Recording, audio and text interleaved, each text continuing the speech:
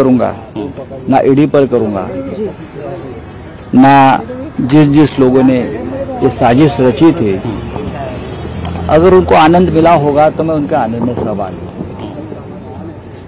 लेकिन मेरे मन में किसी के खिलाफ कोई शिकायत नहीं है और न मैं करूंगा। जो मुझे भुगतना था, मेरे पार्टी को भुगतना था, हमने भुगत लिया है। मेरे परिवार ने बहुत कुछ खोया है। तो होता है ऐसा जिंदगी में, राजनीति में हम लोग, लेकिन इस प्रकार की राजनीति देश के इतिहास ने कभी न देखी है। हमारा देश 150 साल गुलामी में था, उस काल में भी इस प्रकार की पॉलिटिकल वेंडेटा की राजनीति हमने देखी नहीं। दुश्मनों के साथ भी अच्छा व्यवहार किया जाता है पॉलिटिकल, लेकिन फिर भी मैं एक्सेप्ट करता हूं कि मैं पूरे सिस्टम को दोष नहीं दूंगा, ना मैं किसी केंद्रीय जांच एजेंसी को दोष दूंगा। अच्छा काम करने का मौका उनको भी मिलता है, करना चाहिए, सबको करना चाहिए। महाराष्ट्र में एक सरकार नहीं बनी है, मैं 3 महीने से बाहर हूं। कुछ निर्णय सरकार ने अच्छे भी लिए हैं महाराष्ट्र के, मैं उनका स्वागत भी करूंगा। विरोध के लिए विरोध नहीं करेंगे हम लोग, कभी ना किया है। जो चीजें जनता के लिए और राज्य के लिए और देश के लिए अच्छी होती है, उनका हमेशा स्वागत करना चाहिए। महाराष्ट्र में देवेंद्र फडणवीस जी ने कुछ निर्णय अच्छे लिए हैं। जब मुझे अखबार पढ़ने का मौका मिलता था तो मैं पढ़ लेता था, मैं ये भी देखता था कि अच्छा निर्णय है। खास करके हाउसिंग जो है, गरीबों के लिए घर देने का फैसला, म्हाडा को अधिकार देने का फैसला, जो हमारे सरकार ने वो अधिकार छीन लिए थे, वो मुझे अच्छा नहीं लगता था। लेकिन म्हाडा बोर्ड को एक वापस अधिकार देने का फैसला फडणवीस साहब ने लिया है, वो मुझे अच्छा लगा। ऐसे बहुत से निर्णय हैं, सरकार होती है, अच्छे निर्णयों का स्वागत होना चाहिए। समय बिताते थे, आपने कहा था कि बीच में आपकी तबीयत खराब हो गई, अभी भी है खराब। तो जेल में कैसे समय बिताते थे सर आप? तबीयत मेरी जेल में भी खराब थी, अभी भी खराब है। मैंने कहा कि जेल में रहना ये कोई आनंद की बात नहीं होती। जो दीवारें होती है जेल की, उससे बात करनी पड़ती है। बड़ी बड़ी दीवारें होती है जेल में, जो बाहर से कोई संबंध नहीं रहता, तो उनसे बात करनी पड़ती है हमको, एकांत में बात करनी पड़ती है।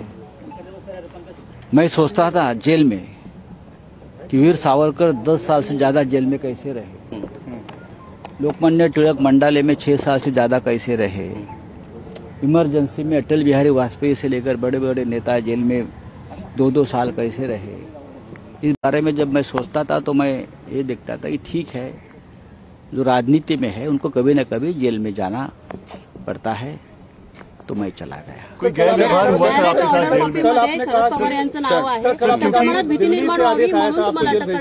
कल आपने कहा कि दिल्ली से आदेश आया था आपको जेल भेजने का, और जेल भेजकर उन्होंने बहुत बड़ी गलती की है। नहीं, देखिए, अगर किसी को भी गलत इल्जाम में जेल भेजा जाता है तो वो गलती है किसी के लिए। मैं नहीं मानता हूं, मैं मेरे बारे में बोल रहा हूं। अनिल देशमुख जी के बारे में भी हाईकोर्ट ने जो निरीक्षण दिया वो देखने लायक है। लेकिन ठीक है, कल के ऑर्डर से इस देश की न्याय व्यवस्था के ऊपर का विश्वास लोगों का जो है, न्याय मंदिर जिसे हम कहते हैं, उसका बढ़ गया है। सर, आज आप उद्धव ठाकरे और शरद पवार जी से मिलने वाले हैं? डेफिनेटली मिलूंगा मैं। दोनों नेताओं ने हमेशा मेरी फिक्र की है, जब मैं अंदर था मेरी परिवार की फिक्र की है, बार बार मदद करते रहे हैं, तो मैं सभी को मिलूंगा। मैं 2-4 दिन में राज्य के उप मुख्यमंत्री देवेंद्र फडणवीस जी को भी मिल रहा हूं। कुछ लोगों के कामों के लिए मैं मिलना चाहता हूं, उनको जरूर मिलूंगा।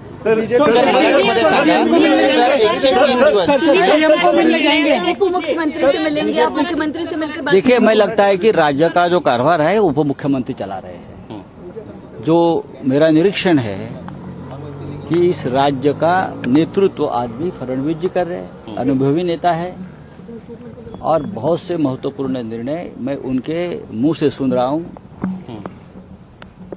और जो मेरा काम है सरकारी वो उनके डिपार्टमेंट में है। सर पण ज्यांनी निष्ठा सोडली त्यांचं काय होणार मग? आपकी लड़ाई बीजेपी से और आप कह रहे हैं कि बीजेपी के उप मुख्यमंत्री से मिलेंगे, तो ये विरोधाभास है। मुख्यमंत्री किसी पार्टी का नहीं होता, वो राज्य का होता है।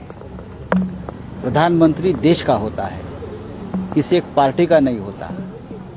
मैं दिल्ली में जाकर प्रधानमंत्री से मिलूंगा और अमित शाह साहब से मिलूंगा, गृहमंत्री है देश के, और उनको भी बताऊंगा क्या हो गया मेरे साथ। सर दिल्ली में जब मनीष सिसोदिया जांच एजेंसियों की पूछताछ से बाहर आए थे, उन्होंने आरोप लगाया था कि उन पर दबाव बनाया जा रहा है कि आप आम आदमी पार्टी छोड़कर बीजेपी शामिल हो जाए। आपका इस तरह का कोई अनुभव रहा क्या सर? देखिए, इस बारे में मैं जल्दी बात करूंगा, आज नहीं बात करूंगा। सर मराठीमध्ये सांगा की 103 दिवस तुम्ही तुरुंगामध्ये राहिला, तो अनुभव नेमका कसा होता, कुणाकुणाच्या आठवणी तुम्हाला त्या? तो अनुभव आता इतक्या लवकर सांगण्यासारखा नाही आहे आणि आठवणी तर खूप येतात। जेव्हा आपण तुरुंगात राहतो, आमचे मित्र आणि मनसे प्रमुख राज ठाकरे यांनी एका भाषणात माझ्यावर टीका करताना सांगितलं होतं। तो संजय राउत को आप सुन रहे हैं, मीडिया से मुखातिब हैं।